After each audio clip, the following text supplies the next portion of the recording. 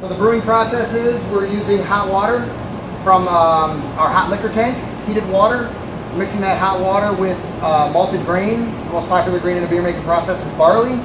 So it's a hot water barley mixture here in the middle vessel called the mash tun. That's the mixture there is called the mash, hence the name the mash tun.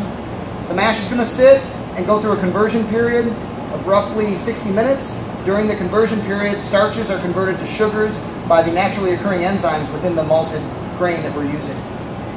Once the sugar solution is formed after that 60-minute time period, we need to transfer the sugar solution from the mash tun to the third vessel here, which is our boil kettle. Once the sugars are transferred to the kettle, we then boil the sugars for another 60 minutes. During that 60-minute boil period is when we add our hops. So we're adding hops periodically during the 60-minute boil period, as well as if we're doing some sort of spice beer, we would add spices at that time too. Popular spices in that process are stuff like cinnamon, nutmeg, ginger, coriander, orange peel. So all those great flavors and aromas are going to get into the beer at that point as well.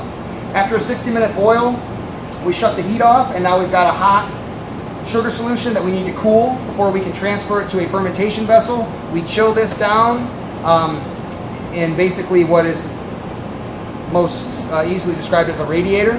Cold water flowing one way in one pipe, interior pipe flowing the opposite direction is the hot sugar solution. So it's coming out of that radiator coil at the temperature we desire for fermentation.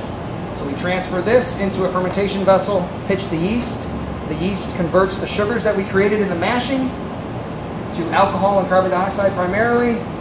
At that point, you have alcohol in liquid, then it's called beer.